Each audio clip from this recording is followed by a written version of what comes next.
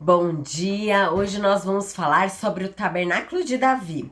Que Deus traga um olho novo em sua vida. A estrutura do tabernáculo de Moisés e de Davi parece ser semelhante, mas a estrutura é totalmente diferente. Enquanto o de Moisés, ele tem três pilares, que é o átrio, o santo do lugar e o santo dos santos. O tabernáculo de Davi temos apenas um lugar onde se era guardado a arca. O profeta Amós nos revela um pouco sobre isto em Amós 9:11. Este versículo se refere à reestruturação do tabernáculo. Ele estava descrevendo Amós um processo que viria e continuaria ativo até nos dias de hoje.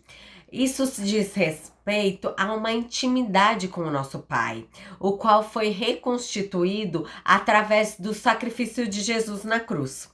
No momento da sua morte, o véu se rasgou de cima para baixo, ou seja, foi o próprio Deus que ele fez essa conexão com ele novamente. O profeta Amós também disse que o tabernáculo de Davi seria restaurado por nos dar livre acesso e não de Moisés, que isso se refere à lei que ele representa. Isto fica bem claro quando vemos que cada elemento do átrio do santo lugar que deveria ser manuseado perfeitamente ao cumprir assim a lei.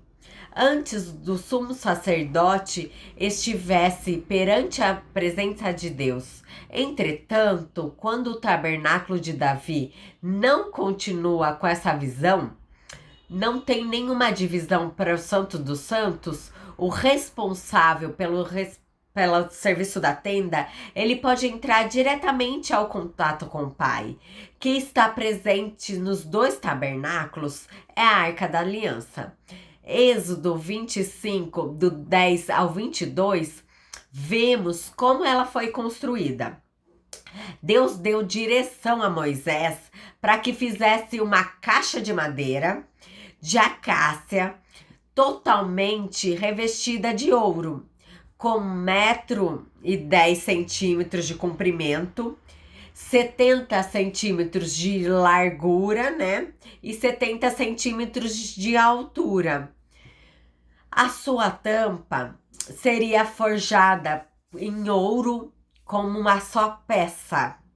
E sobre ela, dois querubins, um em cada extremidade, com as asas estendidas.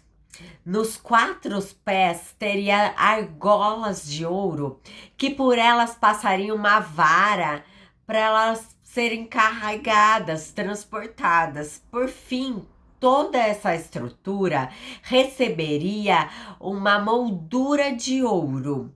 Mesmo que a arca fosse a mesma entre Moisés e de Davi, teve um intervalo de aproximadamente 1000 anos que os filisteus tomaram para si. E o Senhor castigou até eles devolverem para Israel esta arca. Quando Davi foi ungido rei de Israel, ele assim edificou um novo tabernáculo.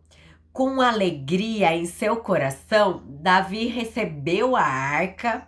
Quando nós vemos em 2 Samuel 6, 13 e 15, ele expressa que o maior interesse de Davi era valorizar o lugar da presença de Deus. Porque com isso, Mical, ela desprezou a forma como que ele se expôs diante do povo. Mas o rei não se importou com isso. Ele estabeleceu uma escala com milhares de intercessores, músicos, para servir nesse tabernáculo. Esta adoração perdurou durante 33 anos e 24 horas todos os dias. Todos os sacerdotes levitas foram definidos como funcionário real do rei, que de dia e de noite exaltava o nome do Pai. Porém, após a morte de Davi, o templo não continuou sendo valorizado por Israel. Pouco a pouco foi se perdendo essa tradição. E Amós, ele profetizou essa restauração deste lugar. Alguns estudiosos dizem que o Templo de Davi foi restaurado quando obtivemos o acesso direto a Deus, através da morte e da ressurreição de Jesus. Outros afirmam que este processo está acontecendo nos dias de hoje. E existe também outros que afirmam que na última vinda de Jesus Cristo, ele vai ser reedificado. Sim, não é possível compreender de fato o que realmente foi profetizado, mas o caminho que nos leva a essa conexão e nos ligarmos com o Pai foi restabelecido, reconstituído através de Jesus na cruz. E temos esse acesso, essa conexão, este relacionamento com a Trindade.